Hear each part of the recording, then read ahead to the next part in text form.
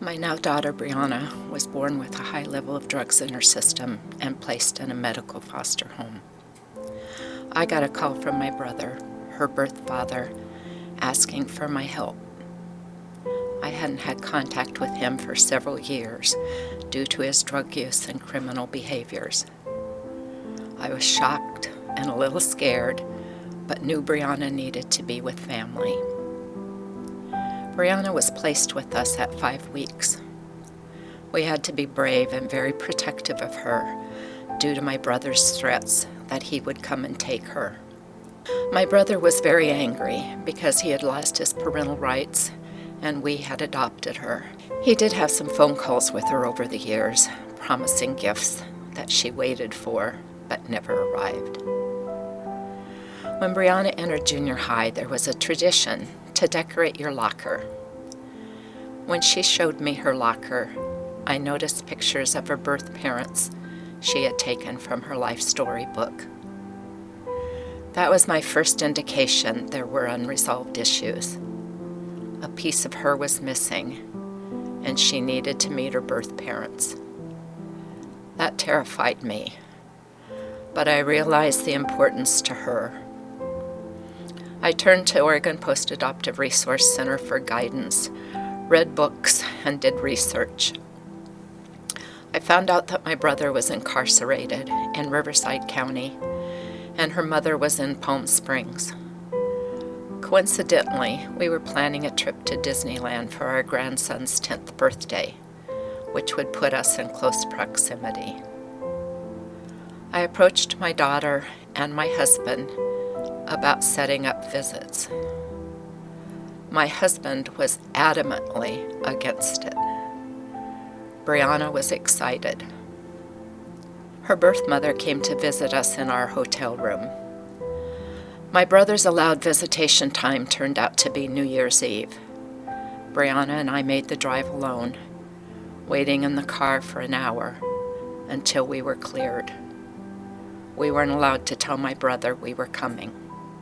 While these visits were difficult, they made such a difference. My daughter no longer had to fantasize about her birth parents. A piece of her had been restored.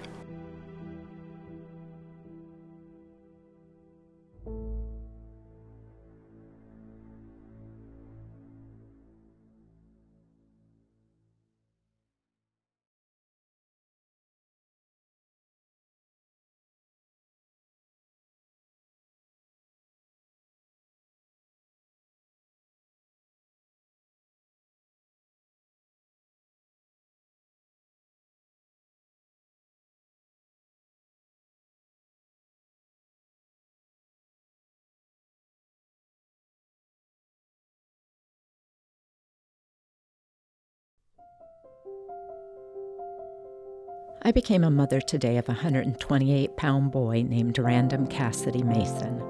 This was my Facebook post on the day my son's adoption was finalized, November 3rd, 2017. Random was my grandson. We brought him home from the hospital at birth.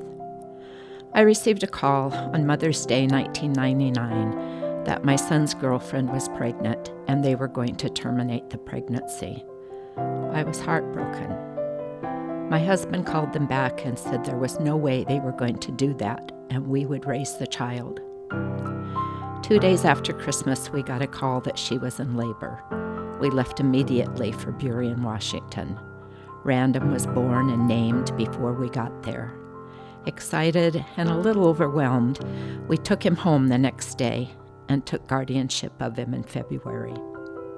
Random has had many medical issues throughout his life. He had his first brain tumor removed at age 4, his second at age 8, his third at age 10, and his fourth at age 16. He has endured chemotherapy, quarterly MRIs, occupational speech and physical therapy, seizures, tremors, etc. He receives many supports and services and is the most capable person I know. Through it all, he has been upbeat, kind, helpful, generous, and loving. He truly turns lemons into lemonade.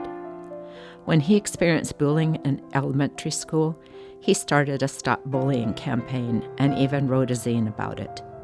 He ran a toy drive in high school to collect toys to give kids in the hospital.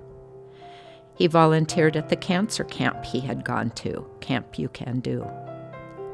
Random had many questions about why his birth parents didn't parent him, or why he wasn't adopted like our adopted niece, Brianna.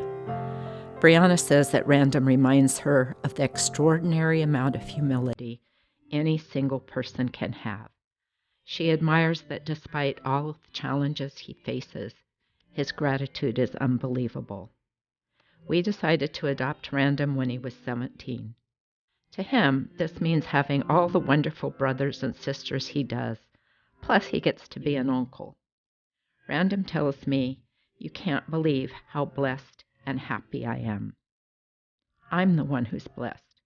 I couldn't be more proud to be his mother.